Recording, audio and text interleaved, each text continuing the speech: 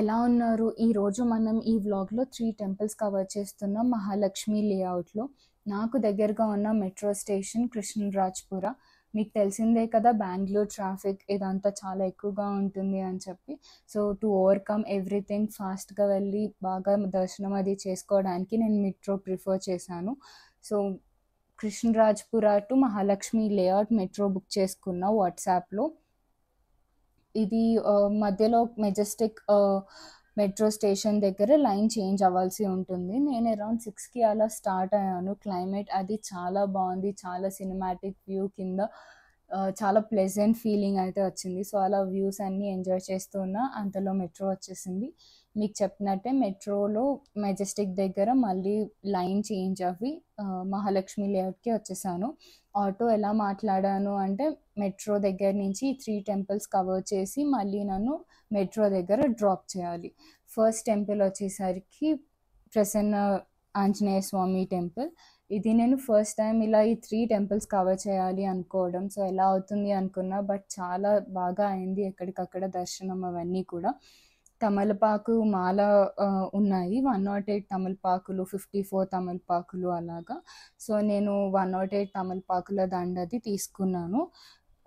Anjaneya Swamy temple around 400-500 metres from metro station 12th cross రోడ్లో ఉంటుంది. ఆంజనేయ స్వామి టెంపుల్లో టైమింగ్స్ ఏంటి అంటే 6 AM to 12:30 PM and evening 4:30 to 8:30 PM. Temple చాలా స్పేషియస్గా ఉంది. చాలా ప్లెజెంట్ ఫీలింగ్ అయితే వచ్చింది. ఫస్ట్ మనకి ఆంజనేయ స్వామి విగ్రహం కన్నా ముందు మహాలక్ష్మి అమ్మవారు దర్శనం ఉంటుంది. ఇది కూడా చాలా పెద్ద విగ్రహం, ఏకశిల. చాలా కళగా ఉంది అమ్మవారు. అది చాలా బాగా బ్లెస్డ్ ఫీలింగ్గా అనిపించింది నాకు. మహాలక్ష్మి అమ్మవారి విగ్రహం వచ్చేసరికి 12 అడుగుల హైట్ విగ్రహం. కింద లోటస్ ఉంది కదా, అది ఒక 5 feet. So, total 17 feet height అన్నమాట విగ్రహం అంతా కూడా. నాకైతే చాలా అంటే చాలా బాగా అనిపించింది. And Bengaluru is known for temples. ప్రతి వీధికి ఒక టెంపుల్ ఉన్నట్టు ఉంటుంది. ఇంత బాగా ఆర్కిటెక్చర్ ఇవన్నీ చాలా బాగుంటాయి బెంగళూరులో. ఇక్కడ మహాలక్ష్మి అమ్మవారి టెంపుల్ అయిపోయాక మనకి కొన్ని టెంపుల్స్ ఉంటాయి. దాని నుంచి ఆంజనేయ స్వామి టెంపుల్కి వెళ్ళాలి. ఈరోజు రష్ అది కొంచెం తక్కువ ఉండడం వల్ల అంతలా రిస్ట్రిక్షన్స్ ఏమీ లేదు. సో, నెక్స్ట్ వచ్చేసి ఆంజనేయ స్వామి విగ్రహం ఉంటుంది. అది ఇంకా చాలా పెద్దది. మీకు వీడియోలో తెలుస్తుందో లేదో, చాలా అంటే చాలా కళగా ఉన్నాయి. 2 విగ్రహాలు కూడా చాలా బాగున్నాయి. చాలా బ్లెస్డ్ ఫీలింగ్ వచ్చింది దర్శించుకుంటుంటే. ఆంజనేయ స్వామి హైట్ విగ్రహం హైట్ వచ్చేసి 22 feet height and 16 feet width. So, Ramulu వారు సీతావారిని కూడా విగ్రహంలో పెట్టారు. చాలా బాగా అనిపించింది. వినాయకుడి మందిరం ఉంటుంది. రామ, సీత, లక్ష్మణ, ఆంజనేయ స్వామి విగ్రహాలు అండ్ మహాలక్ష్మి అమ్మవారి విగ్రహం. అండ్ ఇది అంతా ఒక ధ్యాన మందిరంలా అనిపించింది. గురువులందరూ మనకి తెలిసిన గురువులందరి చెక్కడం అవన్నీ ఉన్నది వాల్ మీద. అండ్ అదొక ధ్యాన మందిరం కింద. ఇక్కడ ప్రతి సాటర్డే బెన్న అలంకారం అని అంటారు. బెన్న అంటే కన్నడలో బటర్ కింద. సో, 600 kgs ఆఫ్ బటర్తో బెన్న అలంకారం అని ఎవ్రీ సాటర్డే చేస్తారంట. నాకు అక్కడి నుంచి వెళ్ళి వచ్చాక ఈ విషయం తెలిసింది. నేను ఈ టెంపుల్స్ అన్నీ ఎలా అయితే వెళ్ళానో ప్రతి దాని గురించి అంతే స్టడీ చేసి మీకు చెప్పాలి అనుకుంటున్నాను. సో, నాకు కూడా ఈ వీడియోలో మిమ్మల్ని కూడా ప్రతి ప్లేస్కి తీసుకుని వెళ్ళి ఆ ప్లేస్ యొక్క విశిష్టత ఏంటి, అక్కడ ఏమేం ప్రత్యేకం అనేది నేను చెప్పాలనుకుంటున్నా. సో, మీరు నాతో పాటు ఇవన్నీ విజిట్ చేస్తూ నేను ఈ వీడియోలో కనిపించే ప్రతి దాని గురించి కొంచెం ఇన్ఫర్మేషన్ కలెక్ట్ చేసి చెప్తున్నా. అది మీకు చాలా యూజ్ అవుతుంది అని అనుకుంటున్నాను. So, Anjaneya Swamy temple complete అయ్యాక దాని పక్కనే మరి తిరుపతి శ్రీ శ్రీనివాస గుడి ఉంటుంది. ఇది చాలా దగ్గర. ఈ రెండు కూడా ఆల్మోస్ట్ 500 meters కూడా ఉండదు. అరౌండ్ 300 meters అలా దగ్గరలోనే ఉంది. ఫస్ట్ మనకి వరాహస్వామి సన్నిధి ఉంటుంది. ఫస్ట్ వరాహస్వామిని దర్శించుకున్నాక మనం వెంకటేశ్వర స్వామిని దర్శించుకుంటాము. నేను చెప్పినట్టు ఈరోజు ఎందుకో తెలీదు, నేను వెళ్ళిన టైము ఏమో చాలా ప్రశాంతంగా ఉంది. ఎక్కడికక్కడ చాలా ఎక్కువ క్రౌడ్ అనేది లేదు. ప్రశాంతంగా దర్శనం ఇవన్నీ చాలా బాగా జరిగినాయి అనిపించింది. ఇది కూడా 12th క్రాస్ రోడ్లోకే వస్తుంది. వెంకటేశ్వర స్వామి, పద్మావతి అమ్మవారు. తర్వాత నాకు ఈ అలంకరణ చాలా నచ్చింది. ఉత్సవ విగ్రహాలు ఉంటాయి కదా వెంకటేశ్వర స్వామి, పద్మావతి అమ్మవారివి. సో ఆ విగ్రహాలన్నీ ఒక ఉయ్యాల కింద దాంట్లో పెట్టి అదంతా కూడా ఒక అద్దాల మందిరం అనమాట. అది అలంకరణ అదంతా నాకు చాలా బాగా అనిపించింది. నామాలు, గోవింద నామాలు, ఇంకా మొత్తం ఎటు చూసినా స్వామివారు కనిపించేలాగా అద్దాల మందిరం ఉంటుంది. ఈ బిల్డింగ్ వచ్చేసి 6 floors బిల్డింగ్. సో ఇది ఎంట్రీ టికెట్ వచ్చేసరికి 50 రూపీస్. 6 floors, 6 స్టోరీస్, ఇవన్నీ దేవుళ్ళకి సంబంధించినవన్నీ కూడా ఉంటాయన్నమాట. గ్రౌండ్ ఫ్లోర్లో ఫస్ట్ శ్రీనివాసుని పాదాలు ఉంటాయి. అది దర్శనం చేసుకున్నాక మన ఈ 6 floors టూర్ అనేది స్టార్ట్ చేస్తాము. ఫస్ట్ అయితే వాళ్ళు గైడ్ చేసింది ఫస్ట్ 6th floorకి వెళ్ళిపోండి, ఒక్కొక్కటి చూస్తూ 1 by 1 కిందకి రండి అని చెప్పి. 6th floor అంతా కూడా కృష్ణుడి గురించి ఉంది. సో ఫస్ట్ బర్త్ నుంచి అన్నీ కూడా ఫస్ట్ బర్త్ వాసుదేవుడు కృష్ణుడిని సముద్రంలో తీసుకువెళ్ళే సీన్ ఉంటుంది కదా. సో అది చాలా అంటే చాలా బాగా డిజైన్ చేశారు.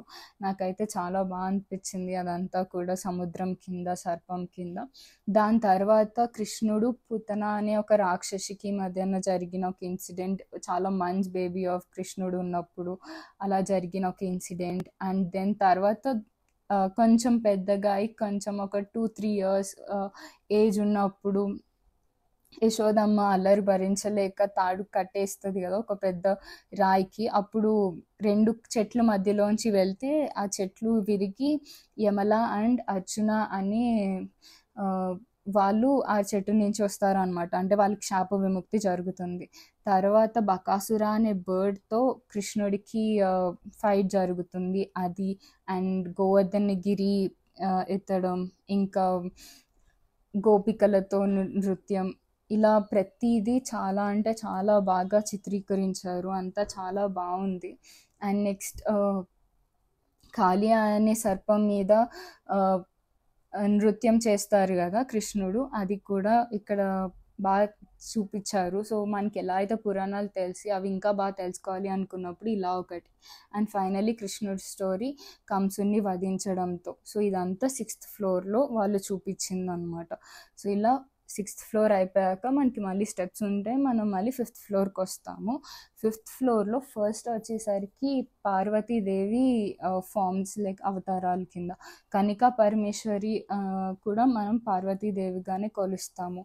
మధుర మీనాక్షి అమ్మవారు, ఆవిడ కూడా పార్వతీ అమ్మవారి. సో కనికా పరమేశ్వరి అమ్మవారు భక్తుల్ని ప్రొటెక్ట్ చేస్తుంది అని, మీనాక్షి అమ్మవారు is about the life. Varanasi అమ్మవారేమో కాశీ విశాలాక్షి అమ్మవారు. రాజరాజేశ్వరి అమ్మవారు అంటే షీఈస్ ద అల్టిమేట్ రూలర్ అని అర్థం. భువనేశ్వరి అంటే the queen of the universe, అంటే it's all about creation, destruction. So ఇలా అన్ని forms of Parvati Devi Shakti and Satyanarayana Swamy. ఆ తర్వాత మనకి కనిపించేది విష్ణు అవతారాలు. విష్ణు 10 అవతారాలు కూడా కృష్ణుడు, రాముడు, పరశురాముడు, వామన అవతారం, నరసింహ అవతారం, వరాహ అవతారం, కూర్మ అవతారం, చాప మత్స్య అవతారం. సో ఇలా అవతారాలన్నీ కూడా 10 అవతారాలు ఉంటాయి. మేము 6th floor నుంచి 5th floorకి రావడం వల్ల అది రివర్స్లో చూపించాను అనిపించింది. ఇవన్నీ కూడా ఒకదాని తర్వాత ఒకటి 1st floor to 6th floor వెళ్ళాలి, కానీ వాళ్ళు 6th floor to 1st floor అనేసరికి ఆర్డర్ కొంచెం రివర్స్ అయింది. యాక్చువల్గా చాప అవతారం నుంచి కృష్ణ అవతారం చూపించాలి. తర్వాత సాయిబాబా అండ్ ఋషుల గురించి. సో ఫస్ట్ ఋషి వచ్చేసరికి ఆత్రి ఋషి, ఆయన వైఫ్ అనసూయాదేవి. వీళ్ళిద్దరూకి 3 బిడ్డలు. వాళ్ళు ఎవరంటే దత్తాత్రేయ, దుర్వాస, విశ్వామిత్ర. సో వీళ్ళందరూ కూడా బ్రహ్మ యొక్క బిడ్డల కింద ఉంటారనమాట. నెక్స్ట్ వశిష్ఠ మహర్షి, అరుంధతి వైఫ్ అనమాట ఆయనకి. అండ్ మ్యారేజెస్లో అది అరుంధతి నక్షత్రం చూపిస్తారు కదా ఆయన. అండ్ ఆయన గురువు కూడా రాముడికి. జమదాగ్ని ఋషి, ఆయన పరశురాముడి యొక్క తండ్రి. పరశురాముడు అంటే 1 of the విష్ణు అవతారం. భరద్వాజ ఋషి అని మహాభారతంలో మెయిన్ రోల్. త్రిశంకు ఋషి అని అప్ సైడ్ డౌన్ కింద తలకిందులుగా ఉంటారు, ఒకవైపు హెవెన్కి ఎర్త్కి మధ్యలో. తర్వాత విశ్వామిత్రుడు ఎవరైతే శాకుంతలాదేవి కి తండ్రి కింద, గౌతమి ఋషి అహల్య ఆయన వైఫ్. అండ్ ఇదొక అదే రాముడు ఒక స్టోన్ని తొక్కితే అహల్య అనే ఆవిడ బయటికి వస్తారు, సో ఆ స్టోరీ. అండ్ కశ్యప్ ఋషి లాస్ట్లో, ఎవరైతే గరుడ యొక్క తండ్రి. గరుడ అంటే విష్ణువు యొక్క వాహనం. ఇలా ప్రతిదీ కూడా నేను స్టడీ చేశాను, ఏ ఋషి ఏ దేనికి అని. ఈ ఫ్లోర్ అయ్యాక నెక్స్ట్ ఫ్లోర్ వచ్చేసరికి సముద్ర మంథనం, అంటే క్షీరసాగర మథనం అంటారు కదా అది. శివుడు పాయిజన్ విషం తీసుకుంటుంటే అది, ఇవన్నీ కూడా చాలా బాగా చూపించారు. ఇక్కడ మధ్యలో ఉన్న పర్వతం పేరు మందార పర్వతం. ఇదంతా క్షీరసాగర మథనం. ఒకవైపు రాక్షసులు, ఇంకొక వైపు దేవుళ్ళు ఉండి అమృతం కోసం చూస్తున్నప్పుడు విషం వస్తే అది శివుడు తాగుతారు కదా, సో అది. తర్వాత యోగ నిద్రలోకి వెళ్ళిన విష్ణువు అండ్ పాదాలు నొక్కుతూ ఉండే లక్ష్మీదేవి. సో ఇలా అనంత సర్పం మీద యోగ నిద్ర చేస్తున్న విష్ణువు, మొత్తం దేవుళ్ళందరూ అక్కడ ఉన్నట్టు చూపించారు. తర్వాత అష్టలక్ష్ముల అవతారం, ధనలక్ష్మి, ధాన్యలక్ష్మి, విజయలక్ష్మి, విద్యలక్ష్మి, గజలక్ష్మి. సో ఇలా 8 అష్టలక్ష్ములు ఉన్నారన్నమాట. సో నేను ఏదైనా ఫస్ట్ ఫ్లోర్ నుంచి వస్తే ఇంకా బెటర్గా ఉండేదేమో అనిపించింది. బట్ ఏ ఫ్లోర్ అయినా ఓకే, బట్ చూపించే ఆర్డర్ కొంచెం అటు ఇటు అయింది అని అనిపించింది అనమాట. సో ఇలా నేను ఋషుల గురించి ఇవన్నీ స్టడీ చేయడం జరిగింది ఈ ప్లేస్కి వెళ్ళి వచ్చాక మీకు చెప్పడానికి. సో మోస్ట్లీ నేను కవర్ చేశాను అనుకుంటున్నాను. తర్వాత నెక్స్ట్ ఫ్లోర్ వచ్చేసరికి మొత్తం అంతా వెంకటేశ్వర స్వామి గురించి.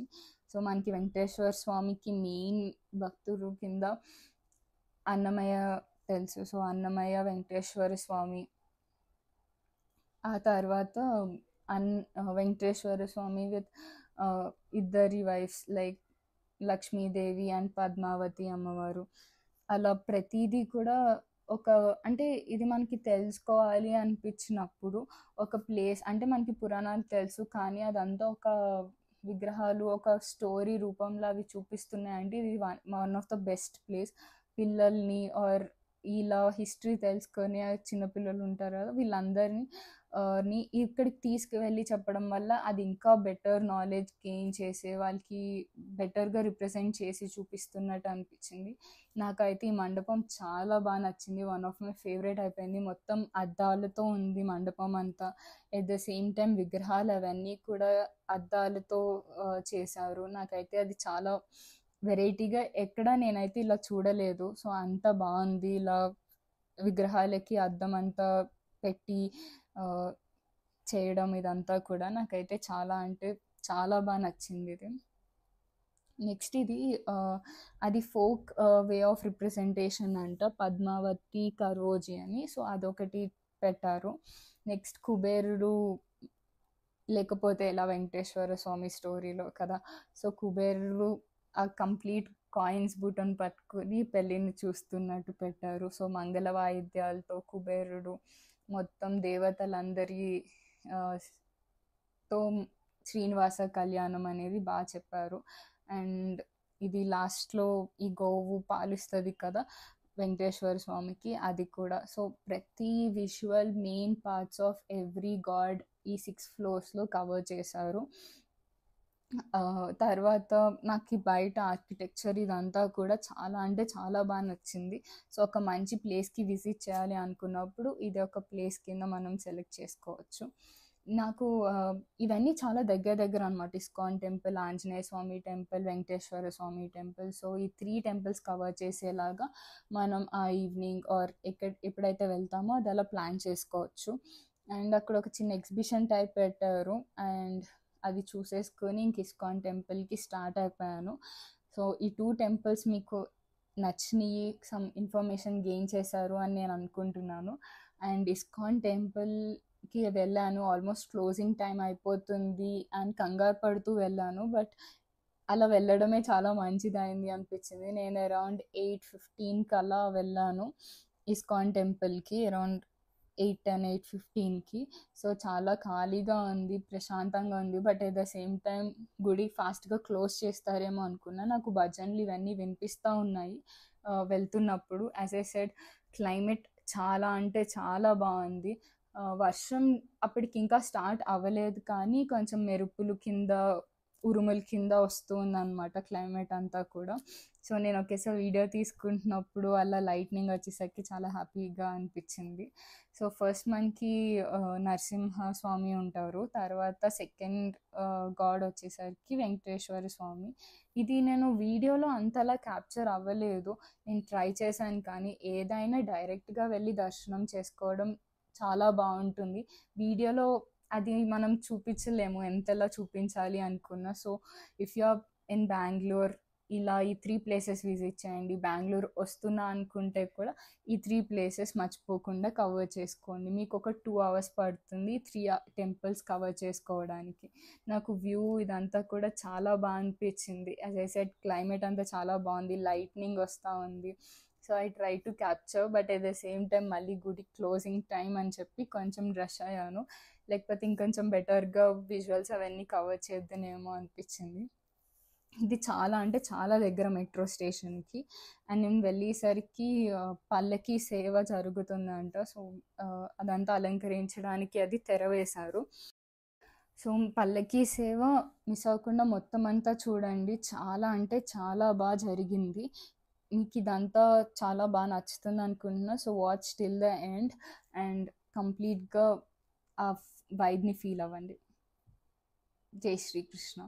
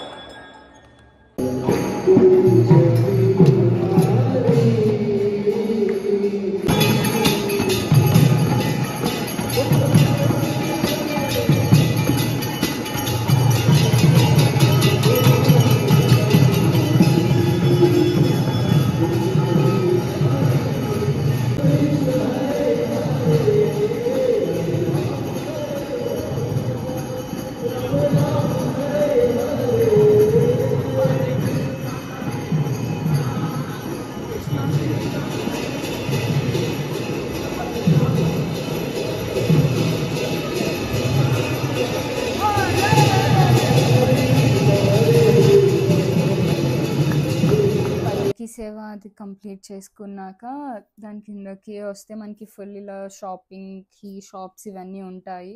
లైక్ కృష్ణుడివి బ్యాగ్స్, చిన్న చిన్న విగ్రహాలు, గంట, పూజా ఐటమ్స్ అవన్నీ అయిపోయాక ఫుడ్.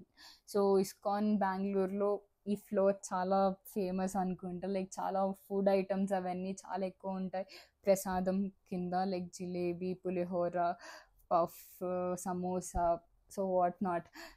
సో మంచిగా ఫుడ్ ఫీస్ట్ అవుతుంది విత్ ఆల్ ప్రసాదమ్స్. క్వాలిటీ ఇవన్నీ కూడా చాలా బాగుంటుంది అండ్ టేస్ట్ కూడా చాలా బాగుంటుంది.